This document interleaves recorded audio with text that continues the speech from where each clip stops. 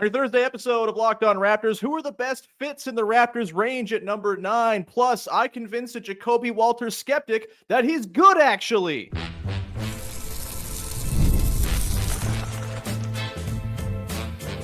You are Locked On Raptors, your daily Toronto Raptors podcast, part of the Locked On Podcast Network, your team every day.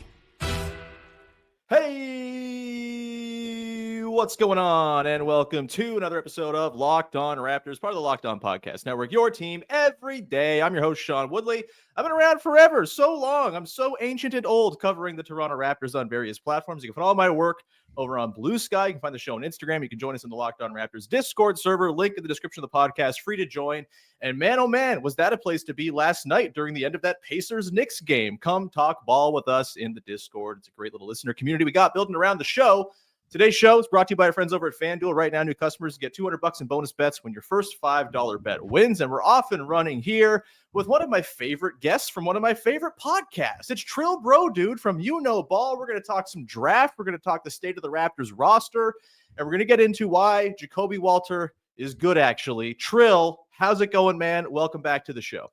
It's the best time of the season. You know, we got the playoffs wrapping up, conference finals, but we also have something even more important, which is both of our teams are in the lottery. So we can talk about the draft, which is my favorite portion of any NBA calendar. We're starting to get a little bit of leaks about, workouts and things going on in that nature. So I'm really excited for this draft season. Obviously, first time in a while that my team has had one towards the top. I think last time I was on, we talked about, you were like, who would you rather be for the next few years? And I literally said, it kind of just depends on how the next draft goes between the Sixers and Raptors, because the Raptors at the time were looking like they were like in the front spot for Cooper Flagg. But hey, with how the draft lottery broke, it didn't even really end up mattering because the teams that are just in front of you guys are the teams that we thought were going to get Cooper Flagg. So, there's always something going on in the NBA. I'm really excited to talk about some of the prospects in this upcoming draft and, how they'll fit with you guys.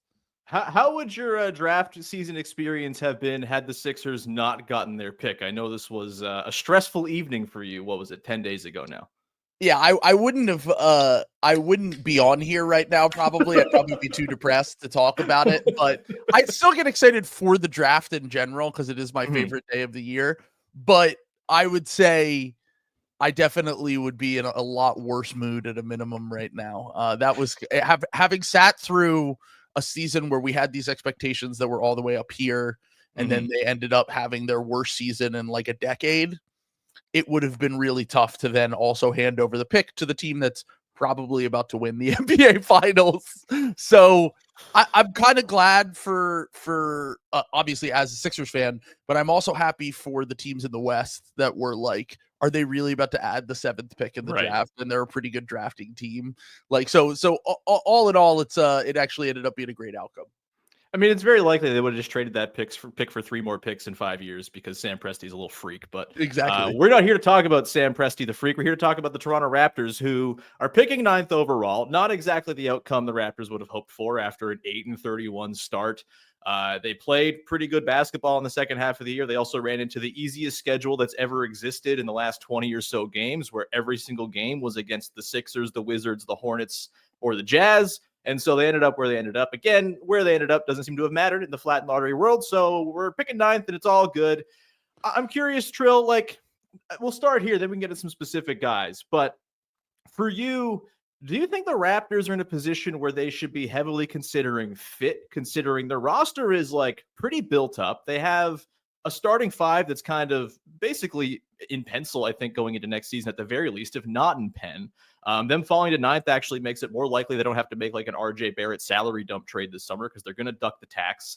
And so it's an interesting thing to sort of try to figure out the fit, like what even is a fit on a team that is kind of already built up and has like a top 8 they're going into next season with. Is it just take the biggest upside swing you can possibly take to see if you can really optimize the draft slot?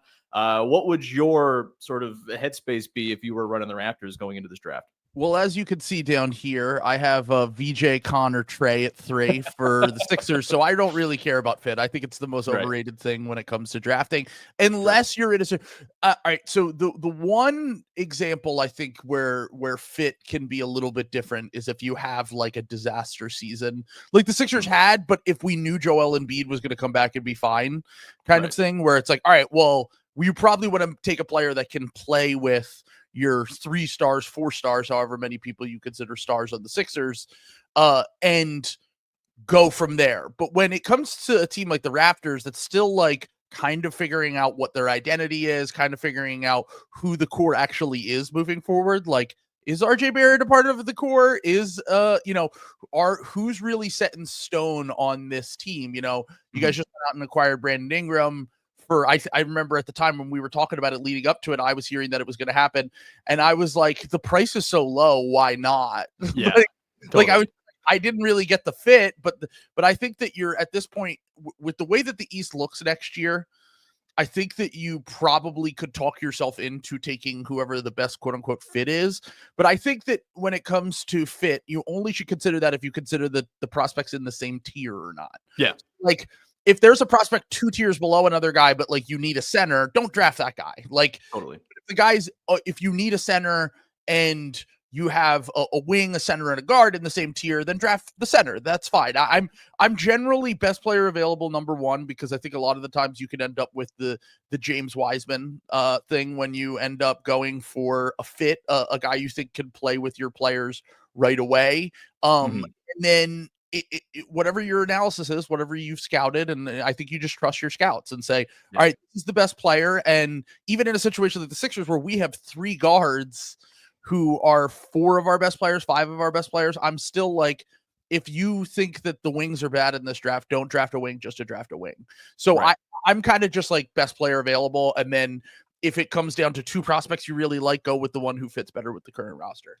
Yeah, I think that makes sense. I think my struggle with this draft is like, it feels like it is that thing where there is a lot of kind of similar type of dudes from like, I don't know, 6 through 15. And it's all kind of one big bunched up tier to me. And I think a lot of it's like very eye of the beholder with these guys too. Like, I think my sort of take on this range of the draft is that fit's going to matter for a lot of these guys. Like, they're going to have to land in the right situations to really hit. Like, if Colin Murray-Boyles ends up on a team where there's no space for him to work, like the Raptors, I think he's just not going to hit because it's just not going to be a good context for him. But I think it's tough to kind of sort through who are the best guys from this bunch of kind of similar dudes, and at what point does the upside tilt in the favor of like, okay, maybe the fit's not ideal, but man, the swing on this guy, like the guy for me that I keep coming back to is Noah Esenge, where it feels extremely Raptors-y, super long, super projectable, very sort of unknown as far as what his overall sort of game is going to look like 2-3 years down the line, because he's barely 18 years old. But I'm just kind of like tantalized by the upside there, even if I am worried about the theoretical fit in a way that I'm, a similar way that I'm worried about Colin Murray-Boyles, for example. But he's a little older, and I think the shot is a little less projectable, and so I'm kind of out on Colin Murray-Boyles, but in on Esenge, which I understand is kind of a contradiction because they're very similar types of players. It's an interesting one to try to sort through. Do you have just like, actually, let's say that we're going to come back on the side here, Trill. We're going to get into some names. We're going to get into your favorite individual fits for the Raptors at 9. I'll share some of mine, get into some different positional options they could go with, and we'll continue to pick up that thread in just one sec. Today's show is brought to you by our friends over at FanDuel. The NBA playoffs are in full swing, and every night delivers highlight-worthy performances and apparently ridiculous momentum shifts and crazy comebacks and can't-miss moments, whether it's a game-winning shot or a breakout player or Tyrese Halliburton hitting one of the craziest shots you've ever seen. There's never been a better time to get in on the action. Of course, with FanDuel, it's easy to stay in the game before tip-off and live with player props, performance trends, same-game parlays. Fans have more ways than ever to play smart and win big. maybe you want to pick the Pacers to come back if they're down by double digits in a fourth quarter. Seems like maybe a good idea. Maybe you're a baseball fan, not watching basketball at all, and you want to go take the over on Dalton Varsho home runs in a game because he's hitting more home runs than he is any other type of hit right now. You can go and do all that at FanDuel. New to FanDuel, it's a perfect time to sign up. Head to FanDuel.com, place your first $5 bet. If it wins, you get $200 in bonus bets. Make every moment more with FanDuel, official sports betting partner of the NBA. All right, let's get to some guys from this draft who you think would be fun fits with the Toronto Raptors. The roster, like I said, it's kind of got its very obvious imbalances, I think is maybe the way to put it. There are like 5 shooting guards on this team. They don't really have a ton in the way of ball handling outside of Emmanuel Quickley and Jamal Shed as a backup point guard who was a second-round pick, and you're probably not drafting with him in mind as much as I'm high on him being a nice backup point guard. Brandon Ingram's going to help with the ball handling stuff and creation. Scotty Barnes obviously does a lot from the post. I'm curious, they have no one behind Jakob Poeltl as a backup center. Few different areas you can go and target here. Who comes to mind, just like first name, top of your head, Trill, that you think would be a fun fit for the Raptors at 9?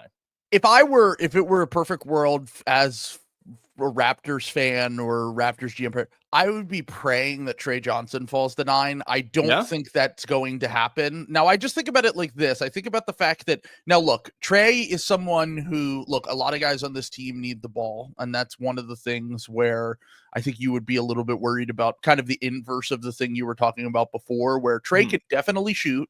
Tre is a 2 guard, which is another thing that, like you said, Hoops all 2 guards. It's fine. Exactly. Yeah. But I think that he's a talent that is worth kind of rearranging your roster for.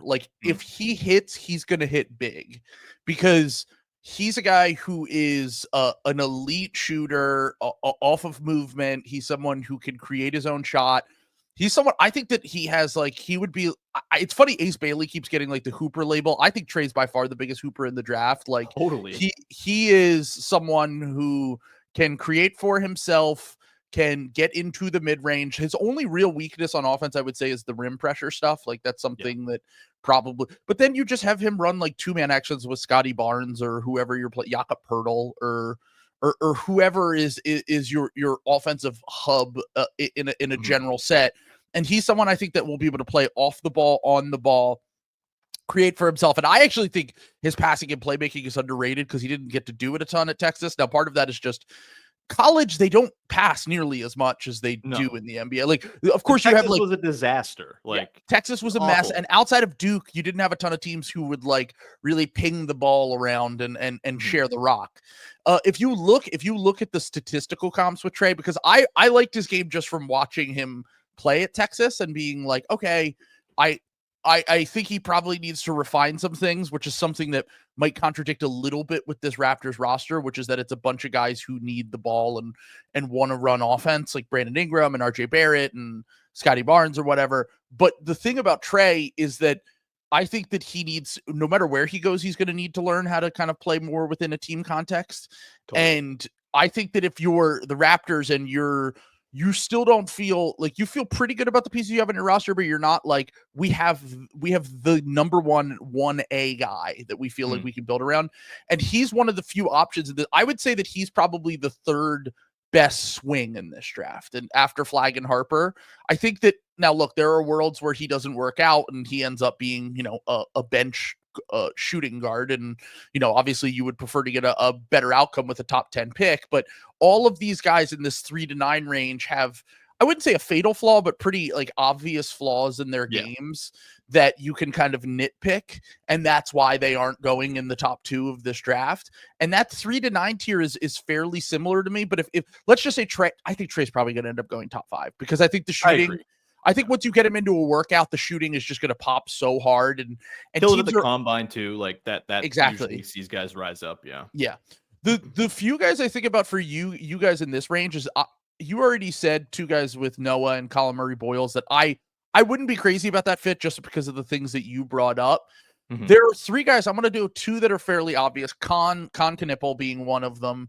Kon is, I think Kon has a chance to fall to 9, just because I think that teams are going to be worried about the athleticism. Teams are going to be worried that he played in a perfect context at Duke, playing off of Cooper Flagg, playing with veteran college players. And I think that he's very similar to like a Grady Dick style prospect from a few years ago, who you guys drafted, where you're getting a NBA player, you just probably aren't getting like a super high level NBA player.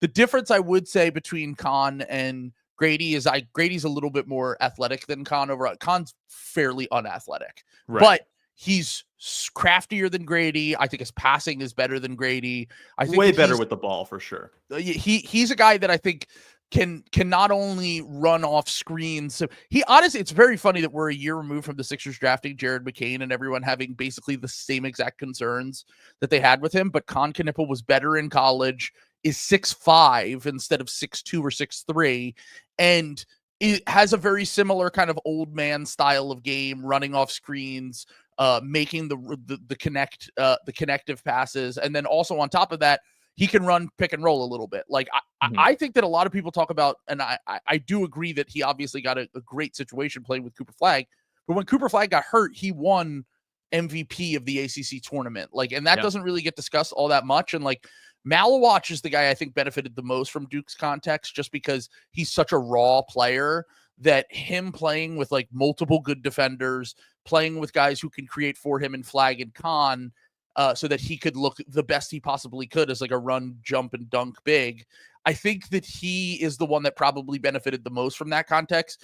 And then Kon was more of creating the context, as opposed to being a beneficiary of the context. So that Kon would be someone that I would love, just because I think you can never add enough spacing to that roster that you guys have right now. Totally. And I think that he's a for sure fire NBA player. Now, he probably ends up being your third or fourth best offensive player that just kind of is a glue guy that kind of makes things work. He's got the characteristics of those really good glue guys. I think about like Nick Batum, not quite as athletic, a smaller Joe Ingles maybe in that mold. Like he could have that. And then there are some outcomes where, he might be a little bit even better than those guys and reach like Austin Reeves level heights for you if that's like the peak of Kon's value.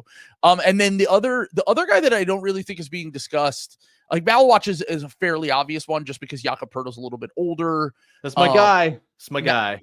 The Maluach thing is interesting because I think the thing with Maluach is like, for surefire going to be in the NBA for 10 to 15 years. Like that's an undeniable fact. Everyone knows you don't have those dimensions and flame out of the league unless you literally are like a all-time bust, basically. Like James Wiseman, Mo Bamba, like there's very few guys that have those dimensions that don't at least hang around the NBA.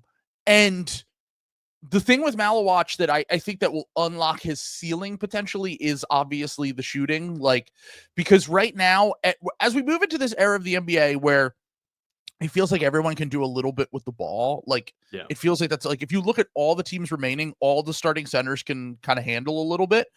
And Maluach, that's the one thing that I don't think project him to be able to do at the NBA level. So if he can shoot, that would change really what he can be, because I know the defense is going to be great. I know that the play finishing on offense is going to be great.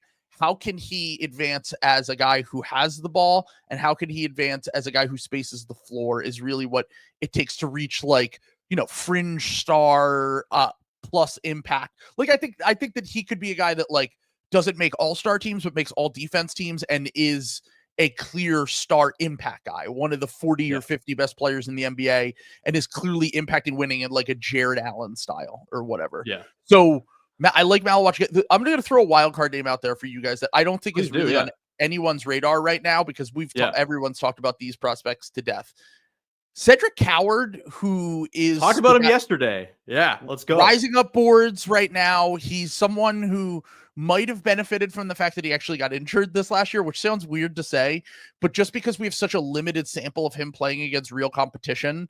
If you don't know, you talked about it a little bit yesterday, but went to Eastern Washington, started at D3, ended up at Washington State when his coach left for Washington State, played only 6 games before he got injured, but crushed the combine, Duke wanted him. And I think Yeah. if Duke wants you as an older player, Duke doesn't really do that all that often. No, Like, they Duke see something if they're doing that, right? Like they're not Exactly. doing that because out of the goodness of their hearts. Yeah. Yeah. He got an NIL bag from Duke and was about to go there. And then when he crushed the combine, he had the same measurements as Jalen Williams from a few years ago.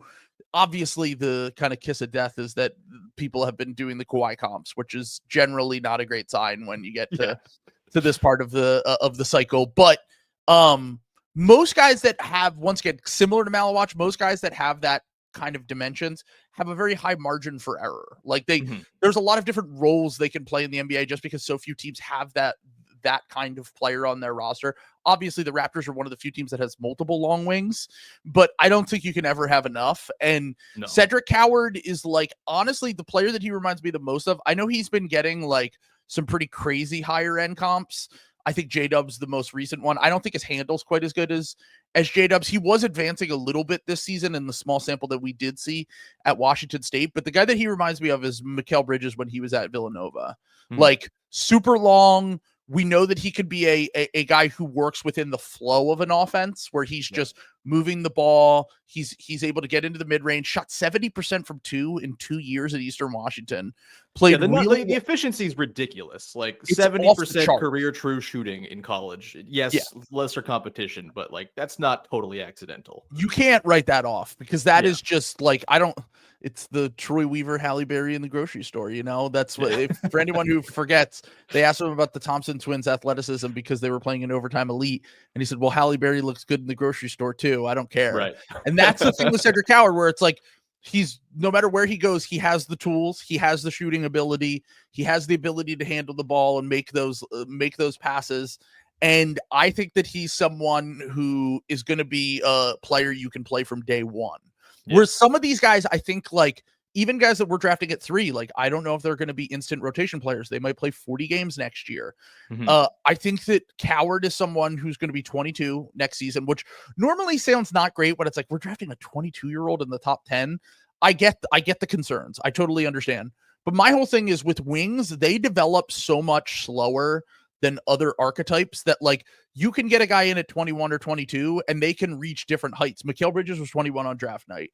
J-Dub was 21 on draft night. Like so is Coward. Like there are guys that come into the NBA that are 20, 21, 22. Jaylen Brown turned 20 as a rookie and they still reach even Siakam, not really like a wing necessarily, but Chris similar Middleton, thing. He was 21. Jimmy Butler, like that's the even Kawhi was 20 as a rookie. Like the archetype of guy that you want to get in the door early is like that young guard that you want to build into like a shot creator.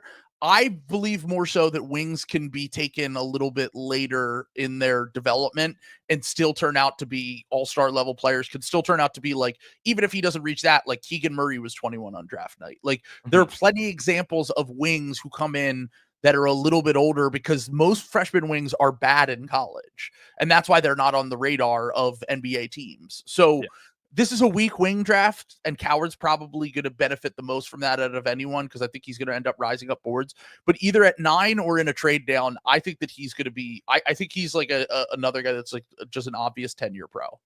Yeah, I'm fully on the Coward train. He like you worry about the lack of quality competition and the only 6 games last year, but like you said, man, like being 6'6", 7'2" wingspan, like career 40% 3-point shooter on decent volume the last couple of years, it's hard to be like, turning my nose up at that because he played for Eastern Washington for a year. It's tough, man. I like the Tre Johnson. I think is fascinating to kind of go back to the first part of your response there. I think I'm a little less high on his star upside because I just kind of feel like the rim pressure thing and the passing stuff is going to be a limitation on getting there. But I think at 9, I think there's a world in which he's just like one of the best movement shooters in all of basketball. And at 9, if you can get that and he can hang defensively, which I think is an open question considering what he did at college, but lesser offensive burden in the pros. He measured well at the combine. Maybe he's an average defender and he's totally fine. If he's there at 9, I think that's a pretty good swing for the Raptors to take. Maluach defense now is a tough sell with Tre is the one thing. Yeah. He has a very long way to go on that end. Maluach, like I think I feel like his upside gets maybe undersold because he's not like a guy who's going to go score 25 points a game, but like all defense level big man rim protector with some mobility, some scheme versatility, who also dunks everything in sight. Like that's a good player on its own. And then if the shooting does come along, like that's the type of big man every team in the world is looking for. And so I think, and the shooting is totally speculative, right? Like he didn't do it at all in college. It's all just against chairs in workouts. But I feel like with the free throws and the touch, and he seems to just kind of have, and I don't know, I just kind of buy it with him more than I buy it with, say, like a Derek Queen, for example. And so also late to basketball. That's a big also late thing. to basketball. Yeah. That's Joel Embiid, Donovan Mitchell, Siakam Zach Edey, Siakam. They're these guys that tend to pop, in their mid-20s are the guys that have not been playing basketball for that long. And Maluach has only been playing for like 4 or 5 years. So totally. We'll come back on the other side, talk about Jacobe Walter, who is good. We'll do that coming up in just one sec.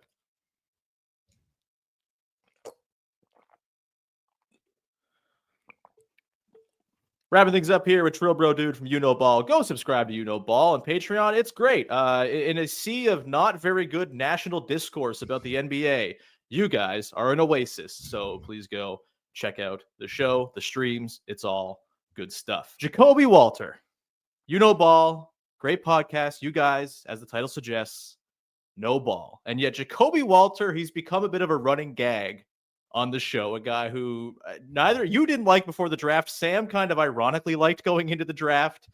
And I'll say, I was also pretty low on Walter when he was picked. I didn't love it. I thought, this is my thing. I thought he was like poisonously hooper brained to the point that he wasn't going to fit into a functional basketball team. And then I watched him play for the Raptors this year, and I don't think many people watched much Toronto Raptors basketball down the stretch of this season, so totally understand if it kind of got missed. Hold on, I did because it was important. You're sick. It was important to us. Yeah. It was important that Jacobe Walter, I once again became a personal hero of mine for hitting that shot the end of the game. I was rooting for the Magic game, yeah. I had so many Raptors fans mad in my mentions, like, I hate you so much. And look, for the first 10 games of his career, I was also very concerned. It looked really rough. He, of course, missed all of training camp in the first month of the season with an AC sprain, and then just looked like a 20-year-old rookie, just kind of getting his feet wet in year one for the first 10 games or so. But the last 42 games of his season, 22 minutes a night, so I wasn't playing a ton, but got in there, 9 points, 3 boards, a couple assists, 39% from deep, got to the line, relatively nice amount. Struggled from 2, but got to the rim a ton. A third of his looks came at the rim. And he flashed some defense. The footwork on defense is really impressive. Navigating screens, picking guys up full court. He's a guy who really understands team basketball. He ended up being 95% less hooper pilled than I thought. Only took good shots. Rarely, was commandeering the offense. When he took a mid-range pull-up, it was exactly the right thing for him to do. And he hit his mid-range pull-ups at 50% this season, which was quite nice to see.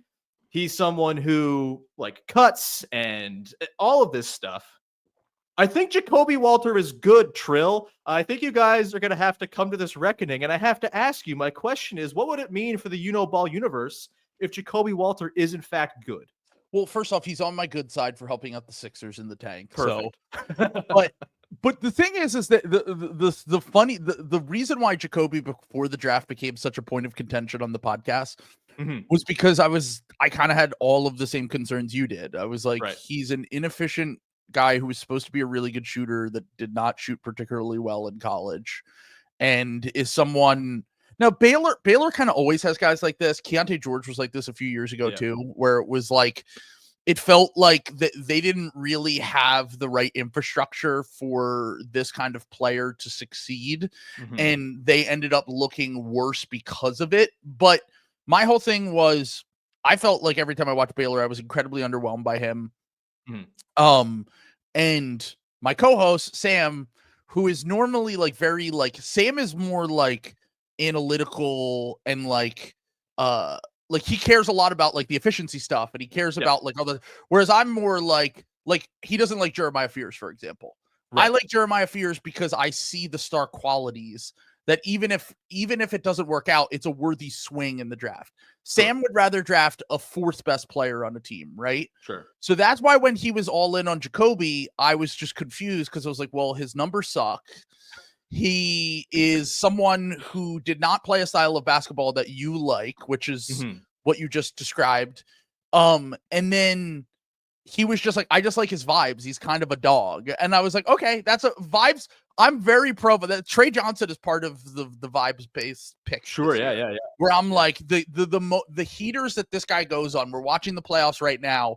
What Aaron Nesmith did last night is like the kind of guy that I want on my team. And maybe that's the appeal with Jacobe too, like where he's like kind of a dog, kind of a hooper, but also is understanding how to play team basketball and play within a team context. Now, maybe he ends up being a good NBA player, but my thing is like when you zoom out and you look at I guess another rookie in this class that I kind of feel similarly about is Alex Sarr, where if you zoom out and you look at everything we said about them pre-draft, pretty much everything was also true in the NBA, but their perception, their value has gone up because they were the second pick in the draft, like with Alex Sarr, for example.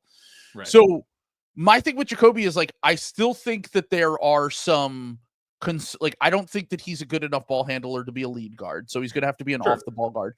So the shooting and the defense has to reach levels of very elite, basically, in order for him to become a starter level player. Now, can he be a quality fringe starter bench guy? Sure. Yeah. I mean, I think that, and if you get that with the 19th pick of the draft in a bad draft, that's, I think, is a fine outcome. I think if anything, it's like, that's why, like, once we got past the middle of that round, like I think like the Jared McCain, Dalton Connect, like once you got to like Tristan Da Silva, I was like, I'm just looking to draft an NBA player at this point. Right. Like I don't really care. And if Jacobe's an NBA player, then you're totally fine with the pick.